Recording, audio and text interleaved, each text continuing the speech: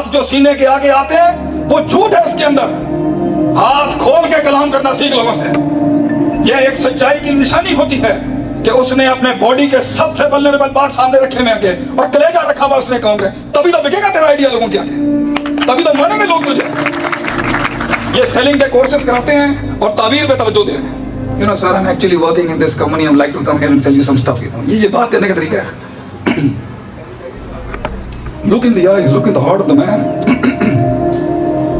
तो अगर ये सब जाया करके ही पहुंचना है और जाया करके ही सीखना है और अपनी तंगरी में ही करना है, कोई मसला नहीं है।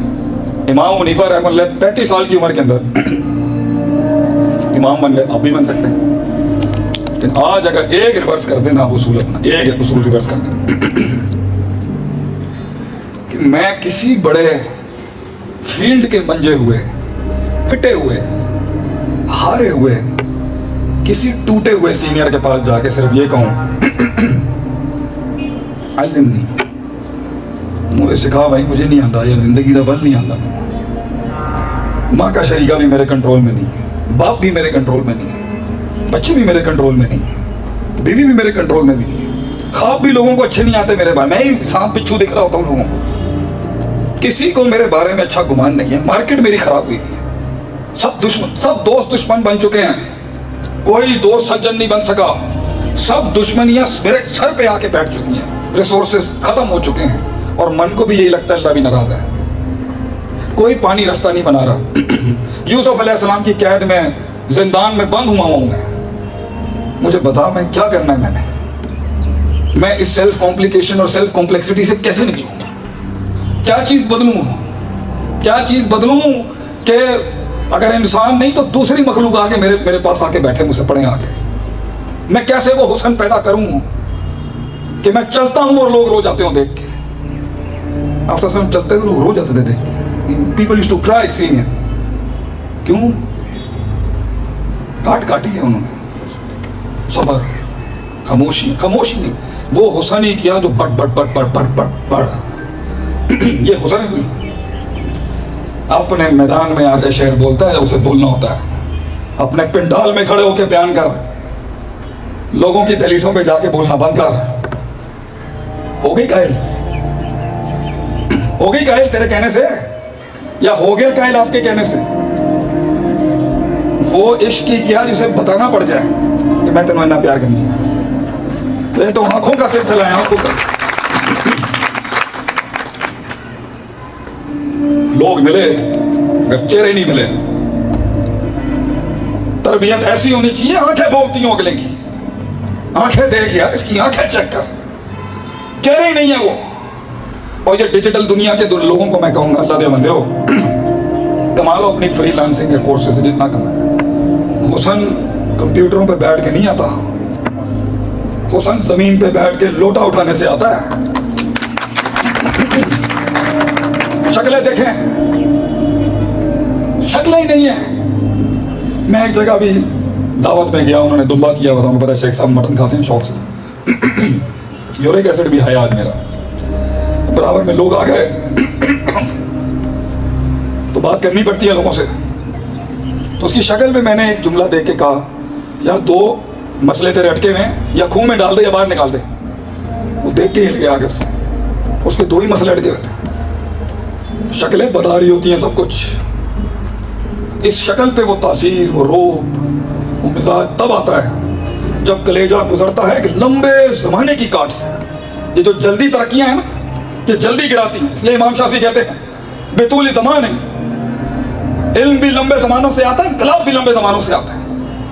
तेजियां ने आज मुंडिया मैं 2 मिनटों के अंदर अरबापति बन जा, खरबापति बन जा, आलम बन जा, मत हो देना। ये उसूलों को अपनाओ कि असल सफर 30 के बाद शुरू होता है और असल मकाम 35-36 पे जाके, असल इश्क 36-37 में जाके मिलता है इंसान को।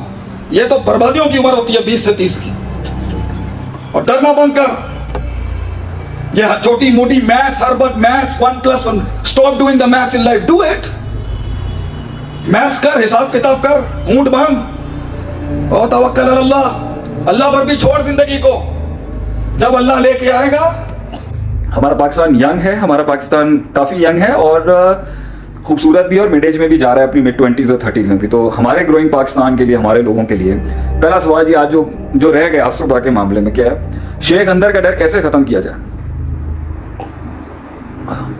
अंदर का डर खत्म किया जाता है बाहर के डर को डील करके।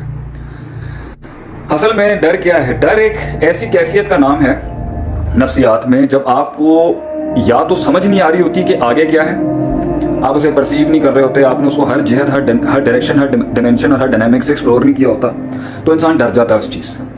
अननोन का ज्यादा खौफ होता है। तो नोन एलिमेंट्स का जिनको आप जानते हैं उसका डर एक चीज होता है, जिसको आप नहीं जानते उसका डर। अक्सर डर ज्यादातर उन चीजों का होता है जहां आपको पता नहीं होता, और जहां आपको पता होता है ना तो वहां डर नहीं होता, असल में वो शक होता है। वहां डर शक की वजह से, और यहाँ डर जो है वो जहालत की वजह से कि हम जानते ही नहीं है क्या होगा। फॉर एग्जाम्पल जब मैं अपनी 20s में था तो मुझे नहीं पता था 30s में क्या होगा, मुझे नहीं पता था कि इस फील्ड में क्या होगा, कहीं मुझे नहीं पता था क्या होगा जब मैंने इस तरफ का अपना सफर शुरू किया 16 साल पहले। सो ऑब्वियसली अननोन कैटेगरीज और अननोन रस्तों के जो डर होते हैं वो इसलिए होते हैं क्योंकि इंसान सर्टेनिटी चाहता है, इंसान यकीन चाहता है, इंसान श्योरिटी चाहता है, इंसान चाहता है कि उसको पता चले कि जी होना क्या आगे। तो पहली बात इस वाले एलिमेंट को, जो अननोन का डर है ना, इसके अंदर दो पार्टीज हैं, एक full mathematics and full maths में जाएंगे, और जब तक वो पूरी प्लस माइनस सॉल्व नहीं करेगा ना तब तक उसको रात को सुकून की नींद नहीं आएगी, और अगर वो सॉल्व नहीं होगी तो फिर वो उसने जाना है, वो अनसर्टेन होगा, और फिर वो अनसर्टेन डिप्रेशन, और वो डिप्रेशन जो है ना वो फिर डिसऑर्डर्स में कन्वर्ट हो जाता है। अल्लाह ने इसलिए कुरान में जब भी कहा है ना खौफ का जिक्र किया, हुज़न या हज़न हमेशा जिक्र किया साथ में, ला खौफुन अलैहिम वला हुम यहज़नून, यानी ना उनमें खौफ था, ना उनके लिए खौफ होगा, ना उनके लिए हज़न होगा, जो अल्लाह के साथ चले। तो इसका एक एलिमेंट तवक्कुल है, जो खौफ है अंदर के डर का किसी भी चीज के हवाले से, उधर वो आपको अल्लाह के हवाले करना पड़ेगा, वरना इंसान जो है वो डिप्रेस हो जाएगा बहुत ज्यादा। और दूसरा एलिमेंट जो उसके अंदर है ना वो मैथ्स का है, वो तदबीर का है, तरकीबों का है, वो एक्सपीरियंसेस का है। वो वाला एलिमेंट जहाँ इंसान को पता नहीं है ना क्या होना चाहिए, तो इसलिए मैं अपनी कौम के लोगों को कहूंगा भाई उन लोगों के साथ उठा बैठा करें जो गुजरे में हैं उनके साथ बैठेंगे। लेकिन आप कहते हैं जी हमारे मूड नहीं है, हमारा मिजाज नहीं मिलता, वो एज में बड़ा है, वो बहुत बोरिंग है, वो बहुत ड्राई है, वो बहुत कड़वी। Obviously this is the price you have to pay to know कि भी होगा क्या।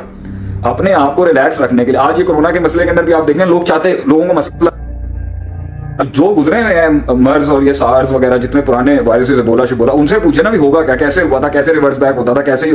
तो इंसान अपने उस पैच को, उस हिस्से को माइंड की नफ्सियात के जहां से कुछ नहीं पता कि आगे क्या होना है, एक हिस्सा तवक्कुल को देगा कि जी अल्लाह ही मालेगा, जी फैज़ा आदम था फतवक्कल अल्लाह ही संभालेगा और अल्लाह ही है।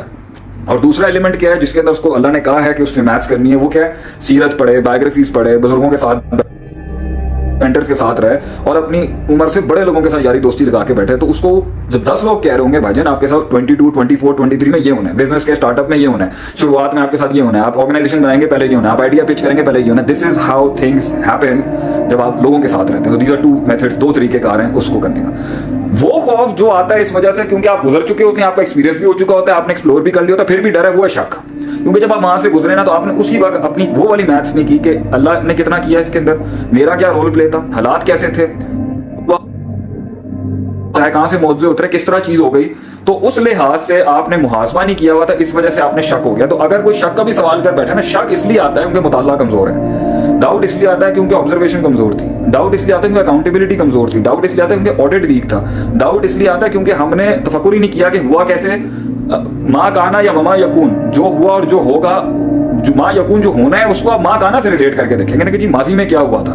माजी के अंदर जब आपने मुहासबा ही नहीं करना, जो आपसे सल्लम की डेली की रूटीन थी कि वो रात को बैठना, खुद भी कहता फैदा फरक था फंसा वेला रब्बी का फतवा फारिग हो, तो कैलकुलेट करने की कोशिश करेंगे जी कैसे हुआ था, कैसे हो गया, आज मैं जिंदा हूँ, आज मैं यहाँ तक पहुंचा हूँ, आज तक पहुंचा हूँ, आज नहीं कोई बीमारी लगी, आज कुछ नहीं हुआ, कौन परफॉर्म किया, मैथ्स में कितना परफॉर्म किया, मिरेकल्स में मौजज़े कितने थे, अल्लाह ने कौन सी चीज कहां से, आप जितना कैलकुलेट करेंगे ना आपको इतना सुकून मिलेगा आगे से। आपको वही तो रिलैक्सेशन थी। एक टाइम आता था कि वो सहाबा जो थे वो कि ज्यादा तुम ईमान, जब वो दुश्मन देखते जीतना ही हम, हर हाल में हमारी जीत होनी है, क्योंकि अल्लाह ने कहा ना मैं मेरी नुसरत मेरी मदद होगी हमेशा मुसलमानों के साथ, मोमिनों के साथ, लॉन्ग टर्म हो या शॉर्ट टर्म हो, जीत हमेशा मुसलमान की होगी। बहरहाल जो भी उन्होंने कहा आगे से। अब अगर हम किसी डोमेन में पिट भी रहे हैं तो वो भी हमें देखना है कि हम क्यों पिट रहे हैं। ऐसा नहीं हो सकता कि इंसान सही चल रहा है और अल्लाह उसका काम खराब करते हैं, वो एक अलग बहस में चला जाए। तो शक को डील करेंगे तो नॉन फियर्स आपके हैंडल हो जाएंगे, और अननोन फियर को डील करने का तरीका एक है 50% तवक्कुल, या जितना परसेंट तवक्कुल है बाकी आपने वो मैथ्स एक्सपीरियंस लोगों से लेनी है। तो आप अगर सिस्टम के बड़े बुजुर्गों को और जो आपके माँ बाप हैं, आपकी फैमिली के हेड्स हैं और जो स्टेट्स में के तजर्बों से नहीं सीखेंगे तो आपको फिर जब हालात आपके काबू में नहीं होंगे। So I think this was the answer to question जो किसी ने पूछा, शेख अंदर का डर कैसे ख़त्म किया जाए।